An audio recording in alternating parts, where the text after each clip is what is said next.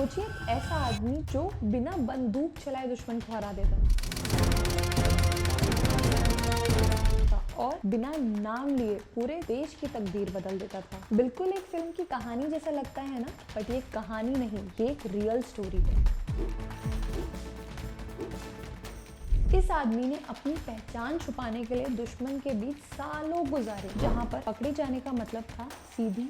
और जब देश पर सबसे बड़ा खतरा आया, ये बहुत खामोशी से आगे बढ़ा ताकि बाकी सब शांति से पीछे रह सके। आज की कहानी एक सोल्जर की ही नहीं, ये कहानी है एक सोच की, ब्रेवरी की। है अजीत डोभाल जी। उत्तराखंड के पौड़ी गढ़वाल में 20 जनवरी 1945 को एक फौजी के घर में एक बच्चा पैदा होता है जिसका नाम रखा जाता है अजीत डोभाल। उनके पिता इंडियन आर्मी में मेजर थे, तो जिससे डिसिप्लिन और देशभक्ति बचपन से ही उनकी जिंदगी का हिस्सा बन जाती है। पहाड़ों की शांति के बीच बचपन में ही अजीत डोभाल जी जान लेते हैं कि खामोशी को समझना और लोगों को कैसे ऑब्जर्व किया जाता है, और यही स्किल उनके फ्यूचर में एक स्पाई मास्टर बनने में उनको बहुत काम आती है। टीनेज ईयर में अजीत डोभाल जी अजमेर मिलिट्री स्कूल में जाते हैं, जहां पढ़ाई से ज्यादा उन्हें लीडरशिप और मेंटल टफनेस सिखाई जाती है। प्रेशर में डिसीजन लेना हो, कमांड संभालना हो या ईगो को कंट्रोल में रखना, यही उनकी पर्सनैलिटी के फाउंडेशन ब्रिक बन जाते हैं। और शायद इसीलिए वो कभी भी लाउड पर्सनैलिटी के साथ स्टैंड आउट नहीं होते हैं,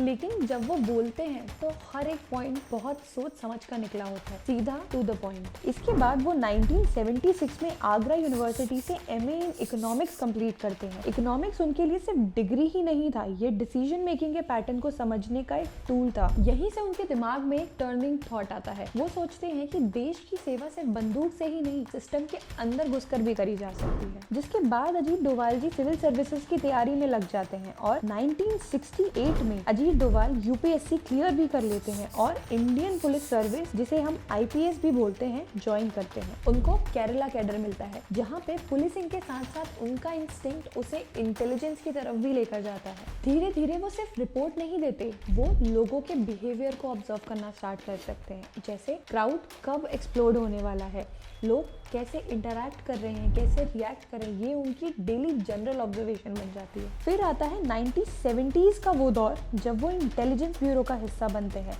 नॉर्थ ईस्ट, पंजाब और कश्मीर, ये वो जगहें थी जहाँ किताबी ज्ञान काम नहीं आता था। यहाँ सिर्फ वही टिकता था जिसके पास रियल एक्सपीरियंस। अजीत डोभाल भेस बदलकर सीधा ग्राउंड पर उतरते हैं। वो दूर से ही सिचुएशन को एनालाइज करने पे यकीन नहीं रखते, बल्कि वो इंसर्जन के बीच में जाकर सिचुएशन को एनालाइज करना, उनके डर को एनालाइज करना, उनकी प्लानिंग और प्लॉटिंग को समझकर फिर उस पर भरोसा रखते हैं। उनका सिर्फ एक प्रिंसिपल है कि अगर दुश्मन को हराना है तो उसके जैसे पहले सोचना और समझना सीखना पड़ता है। और इसी अप्रोच के साथ लेट 1970s से लेकर 1980s तक उनका पाकिस्तान फेज शुरू हो जाता है, जो उनके करियर का सबसे डेयरिंग और सबसे खामोश चैप्टर माना जाता है। ऑफिशियली वो इंडियन हाई कमीशन इस्लामाबाद का हिस्सा होते हैं, लेकिन ग्राउंड पर वो सालों तक एक अंडर कवर की जिंदगी जीते हैं, सिर्फ इसीलिए कि वो समझ सके कि बॉर्डर के ऊपर दुश्मन की एक्चुअल कैपेबिलिटीज क्या हैं। अब पब्लिक डोमेन में इसकी जानकारी बहुत लिमिटेड है, लेकिन कुछ रिपोर्ट्स ये बताती हैं कि अपने इसी फेज के दौरान उन्होंने पाकिस्तान न्यूक्लियर प्रोग्राम से जुड़ी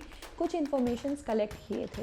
ये वो लेवल की जासूसी थी जहाँ पर हीरो बनने का कोई चांस नहीं होता है, सिर्फ एक मिशन होता है और अगर आप पकड़े गए तो सब कुछ खत्म। इसके बाद आता है 1988 का दौर, जब पंजाब टेररिज्म अपने पीक पर था। इसी समय ऑपरेशन ब्लैक थंडर प्लान किया गया, जहां पहली बार अप्रोच बुलेट से पहले इंटेलिजेंस पर फोकस करती थी। Ajit Doval ground level assessment ने सिक्योरिटी फोर्स को एग्जैक्ट सिचुएशन संभालने में मदद करी, जिसका रिजल्ट एक सक्सेसफुल ऑपरेशन के रूप में सामने आया, जिसमें कैजुअलिटी मिनिमम रही। और इसी साल उनके इस कॉन्ट्रीब्यूशन के लिए उन्हें कीर्ति चक्र से सम्मानित किया गया। पीस टाइम का एक वो ऊंचा गैलेंट्री ऑनर, जो एक पुलिस ऑफिसर के लिए बहुत रेयर और गर्व के पल था। अजीत डोभाल सिर्फ इंसर्जेंसी तक ही लिमिटेड नहीं रहे। 1971 से 1999 तक वो इंडियन एयरक्राफ्ट हाईजैकिंग के कई सारे नेगोशिएशन में स्ट्रैटेजी का पार्ट रहे। इसी दौर का सबसे चैलेंजिंग मूवमेंट 1999 का IC-814 कंडाहर हाईजैकिंग था, जहां पैसेंजर की जिंदगी, इंटरनेशनल प्रेशर और टैक्टिकल डिसीजंस एक साथ बैलेंस करना पड़ा। ये वो फैसले थे जो टीवी डिबेट्स के लिए नहीं होते। ये सिर्फ real experience, strong nerve control और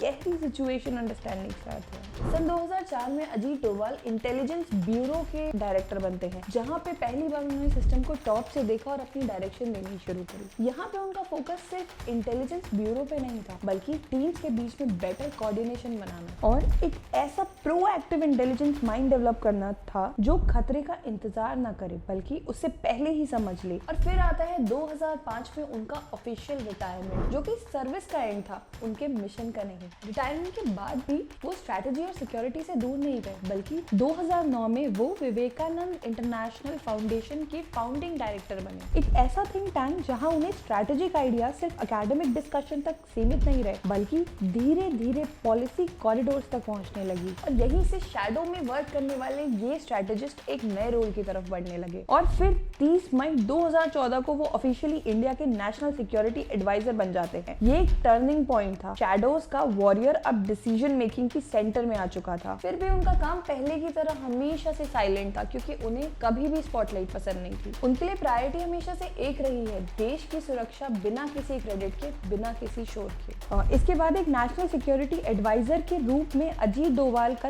रोल सिर्फ काउंटर टेररिज्म ऑपरेशन या बॉर्डर स्ट्रेटेजी तक सीमित नहीं रहा। इस दौर में वो इंडिया की आवाज बनकर ग्लोबल सिक्योरिटी प्लेटफॉर्म पर देश को रिप्रेजेंट करते रहे, जहां डिसीजन सिर्फ हेडलाइंस के लिए नहीं बल्कि लॉन्ग टर्म इम्पैक्ट के लिए लिए जाते थे। सीनियर डिफेंस कमेटी में लीडरशिप देते हुए उन्होंने देश की सिक्योरिटी को एक नया मोड़ दिया। एक ऐसी सोच जो खतरे पर रिएक्ट नहीं करती बल्कि पहले ही उसे एंटिसिपेट कर लेती है। इसी अप्रोच के साथ वो डिफेंस प्लानिंग कमेटी के चेयरपर्सन भी बने रहे, जहां देश की स्ट्रेटेजिक डॉक्ट्रिन को शेप किया गया, ताकि इंडिया सिर्फ आज के चैलेंजेस के लिए नहीं बल्कि कल के खतरों के लिए भी तैयार रहे। आज अजीत डोभाल इंडिया के longest serving national security advisor हैं, लेकिन उनका लेगेसी सिर्फ एक ऑफिसर की डेजिग्नेशन तक सीमित नहीं है। ये लेगेसी एक ऐसी सोच रखने वाले इंसान की है, एक ऐसे स्ट्रेटेजिस्ट की है और एक ऐसे इंसान की है जो अपनी जिंदगी का सबसे बड़ा हिस्सा बस एक पर्दे के पीछे रहकर गुजार देता है, सिर्फ देश के लिए। कुछ लोग उन्हें डिसिसिव बोलते हैं और कुछ लोग उन्हें पावरफुल बोलते हैं, पर शायद